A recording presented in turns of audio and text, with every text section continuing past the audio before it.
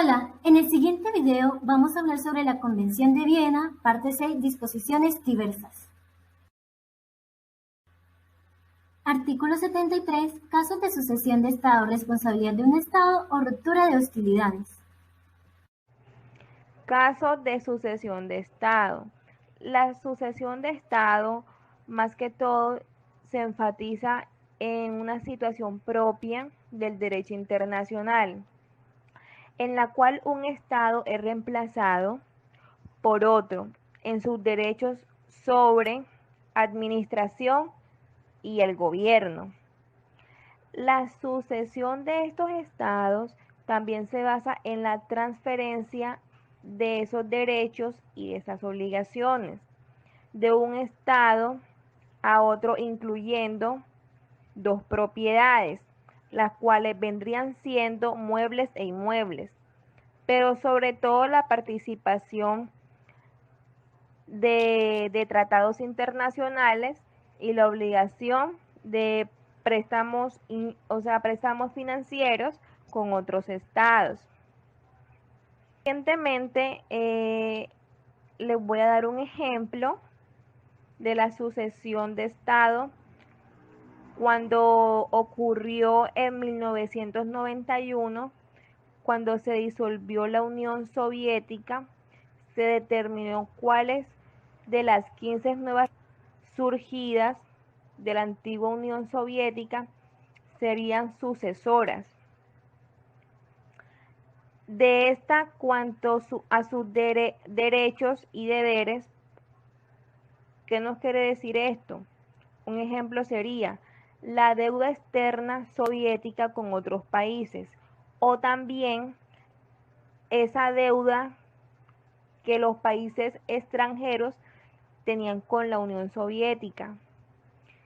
En este caso particular, más que todo, las Naciones Unidas administraron que la Federación de Rusia, o sea, el Estado sucesor de la Unión Soviética en cuanto a las relaciones internacionales dentro de la ONU. Responsabilidad internacional del Estado. En la responsabilidad internacional del Estado vemos que los Estados están en la obligación de respetar el orden jurídico internacional y que en el caso de verse alguna violación o algún acto ilícito por parte de alguno de estos Estados, estos serán obligados a reparar el daño causado. Un ejemplo claro de la responsabilidad internacional del Estado es el pago que tuvo que realizar Alemania a los países aliados al momento de concluir la Segunda Guerra Mundial. Es decir, tuvo que reparar en daños y perjuicios a todos esos países afectados por dicha guerra.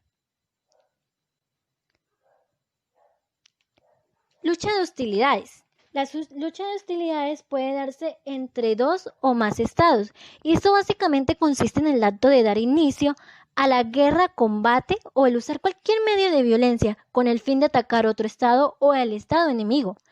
El derecho internacional nos dice que esta debe ser precedida de una declaración previa y formal de guerra o por un ultimátum. Es decir, que el inicio de la guerra, el inicio de dicho combate se da tras una declaración, tras un anuncio. 74, que habla de las relaciones diplomáticas o consulares y celebración de tratados. Dice, la ruptura o la ausencia de las relaciones diplomáticas o consulares entre dos o más estados no impedirán la celebración de tratados entre dichos estados. Tal celebración por sí misma no prejuzgará acerca de la situación de las relaciones diplomáticas o consulares. Bueno, compañeros, ustedes estarán preguntando, bueno, ¿y de qué habla mi compañera? No entendemos. Bueno, les voy a aplicar.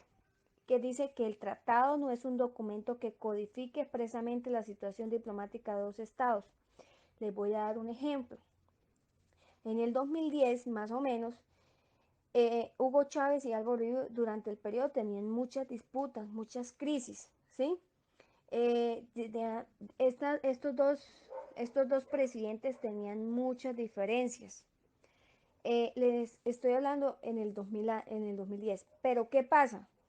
Que a pesar de estas peleas que ellos tuvieron, que estos dos estados tuvieron, hubo celebración de tratados, ¿sí? Hubo celebración de tratados y hubo acuerdos. Hubieron en el 2011, hubieron 3 acuerdos, de los cuales les voy a mencionar uno. Acuerdo de cooperación entre la República de Colombia y la República de Venezuela en la lucha contra el problema mundial de las drogas. Esto fue en el 2011. Entonces, ¿a qué viene esto? A que si dos estados tienen problemas, tienen diferencias, dos presidentes tienen problemas, tienen diferencias, no pasará nada porque la celebración del tratado seguirá, ¿sí? A esto me refiero yo. A la celebración de tratados, no importa que otros estados tengan sus conflictos, no importa, seguirán, habrá celebración de tratado y habrán acuerdos entre esos dos estados. Artículo 75. Casos de un Estado agresor. Se considera un Estado agresor aquel que declara la guerra e irrumpe la frontera de otro Estado o que por cualquier otra situación atenta contra los bienes patrimoniales de dicho Estado. Un ejemplo de un caso de Estado agresor es en 1993, donde la Asamblea General de la ONU aprueba la Resolución 3314 de 14 de diciembre de 1974, donde nos dice que la agresión es el uso de la fuerza armada por un Estado contra la soberanía e integridad nacional o otra forma política incompatible con la Carta de Naciones Unidas. En estos últimos debates académicos que han surgido, la agresión es tomada como el deseo de dañar y usar la violencia destructiva como medio para resolver un conflicto.